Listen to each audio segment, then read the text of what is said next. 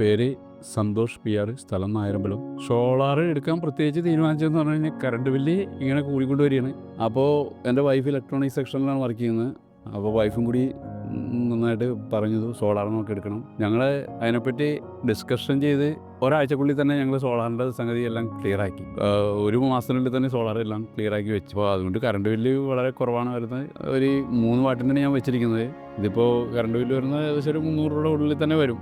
അത്ര ആവില്ല, ഒരു 250, 280 അങ്ങനെ 300 മേലെ പോയിട്ടില്ല ഇതുവരെയായിട്ട്. ഇപ്പോൾ ശരിക്കും പറഞ്ഞാൽ 2 വാഷിംഗ് മെഷീൻ ഇവിടെ ഉണ്ട്, ഒരു ഫ്രിഡ്ജുണ്ട്, 2 AC ഉണ്ട്, ഒരു AC കൂടി ഞാൻ വെക്കാൻ പോകുന്നുണ്ട്. അപ്പോൾ എനിക്ക് നല്ല അഭിപ്രായമാണ് സോളാറിനോട്. മൂപ്പൻസിൽ പറഞ്ഞത് ഞങ്ങൾ അവരുടെ അഡ്വർടൈസ്മെൻറ്റ് കണ്ട് വിളിച്ചതായിരുന്നു. പിന്നെ പേപ്പറെല്ലാം ബാക്കിയെല്ലാം അവർ ശരിയാക്കി, ഞങ്ങളൊന്നും അറിഞ്ഞില്ല. എനിക്ക് ഇലക്ട്രിസിറ്റിയിൽ നിന്ന് 1-2 പേപ്പർ മാത്രം റെഡിയാക്കി കൊടുക്കേണ്ടത്, അത് വാട്സപ്പിൽ ഇട്ട് കൊടുക്കുക, അങ്ങനെ റെഡിയാക്കിയാണ് അവർ. ഇൻസ്റ്റാളേഷൻ ഏകദേശം വെച്ച് കഴിഞ്ഞിട്ട് പിറ്റേ ദിവസം തന്നെയാണ് ശരിയായത്. അവർ എന്തൊക്കെ ചെക്ക് ചെയ്ത് പിറ്റേ ദിവസം വരുമെന്നുണ്ട്. പിറ്റേ ദിവസം ക്ലിയറായി, ഒരാൾ വന്നിട്ടുണ്ടായിരുന്നു, എല്ലാം ക്ലിയറാക്കി, പേപ്പർ എല്ലാം ക്ലിയറായി, വേറെ കുഴപ്പമൊന്നുമില്ല. ഇതേവരെയായിട്ടൊരു കംപ്ലയിൻറ്റും ഉണ്ടായിട്ടില്ല.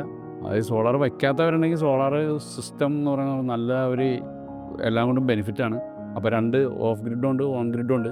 ഏതാണെങ്കിലും നിങ്ങൾക്ക് സ്യൂട്ടബിൾ ആയിട്ടുള്ള വെക്കാം. വെച്ച് കഴിഞ്ഞാൽ നമുക്ക് കറണ്ട് ഏറ്റവും ഇതെന്ന് പറഞ്ഞാൽ കറണ്ട് ബില്ല് ലാഭിക്കുക എന്നുള്ളതാണ് ഏറ്റവും കൂടുതൽ നല്ലത്.